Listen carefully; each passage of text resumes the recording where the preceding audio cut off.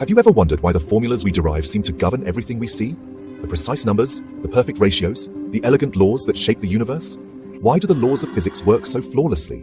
Gravity pulls, stars burn, and time moves forward, as if everything follows an invisible script. But what if this script isn't just a set of natural rules? What if it's a design? A program running on a cosmic computer, governing every particle, every atom, and every moment of existence. We move through life, experiencing the world as real, as tangible. Yet what if that reality is nothing more than an illusion? Plato, thousands of years ago, suggested that the world we know could be nothing more than shadows, distorted images cast by something beyond our perception. Imagine yourself walking down a bustling city street, the cacophony of urban life swirling around you. Suddenly, the world freezes. Cars hang suspended in midair. Pedestrians are frozen mid-stride, expressions locked in a tableau vivant. And then, just as abruptly, life resumes its frenetic pace.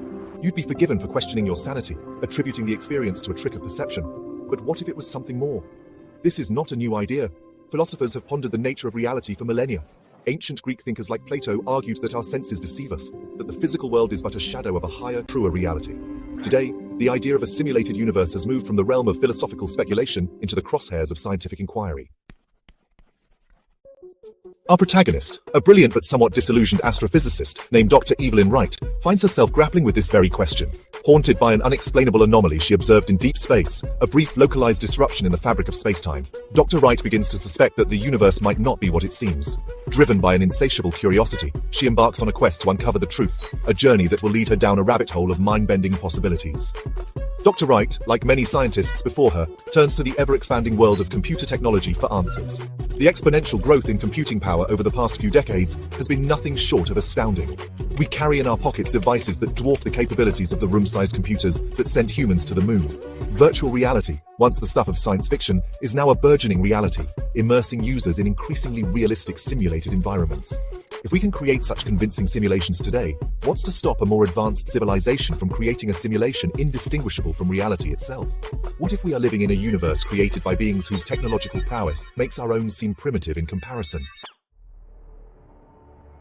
The idea of a simulated universe is not merely the stuff of science fiction. It has captured the imaginations of some of the most brilliant minds of our time.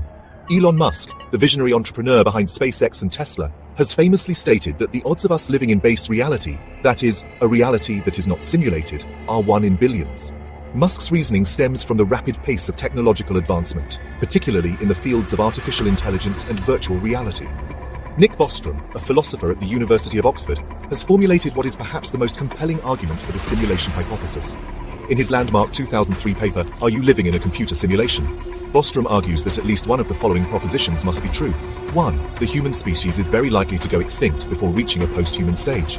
2. Any post-human civilization is extremely unlikely to run a significant number of simulations of its evolutionary history, or variations thereof. 3. We are almost certainly living in a computer simulation.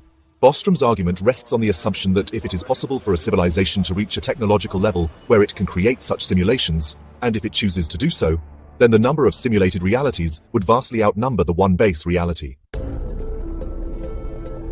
Bostrom's trilemma, as it has come to be known, has sparked intense debate among philosophers, scientists, and technologists alike.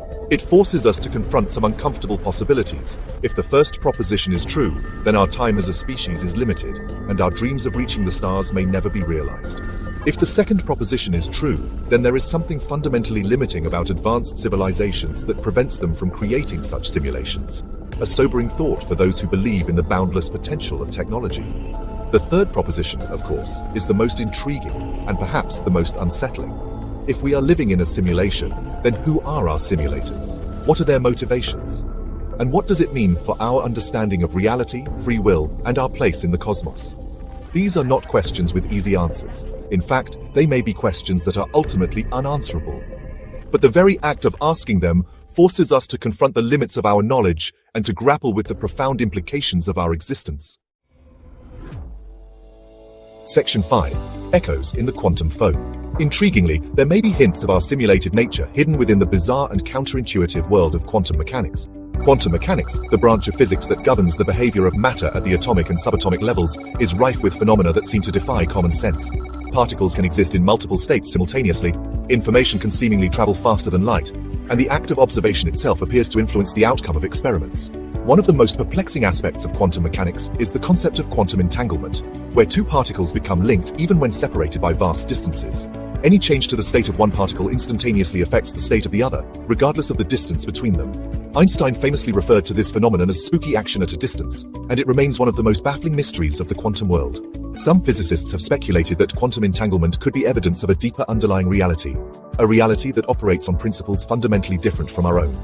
Could it be that our simulated universe is built upon a substrate of quantum information, and that the strange rules of quantum mechanics are simply artifacts of the simulation itself? Section 6. The Code of Consciousness. Perhaps the most profound question raised by the simulation hypothesis is that of consciousness. If our universe is a simulation, then what does that mean for the nature of our own minds and the very essence of our being? Is consciousness simply a byproduct of complex computation, or is there something more to it? Some proponents of the simulation hypothesis believe that consciousness is an emergent property of sufficiently complex systems. In other words, once a simulation reaches a certain level of sophistication, consciousness arises spontaneously, much like the way life is thought to have emerged from the primordial soup of the early Earth. Others believe that consciousness is a fundamental aspect of reality, something that cannot be simulated or replicated. If consciousness is indeed a fundamental property of the universe, then it raises the intriguing possibility that our simulators, if they exist, are themselves conscious beings. Could it be that we are part of a vast, interconnected web of consciousness spanning multiple levels of reality? Section 7. Glitches in the Matrix.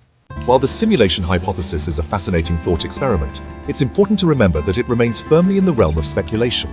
There is currently no scientific consensus on whether or not we live in a simulation, and there may never be.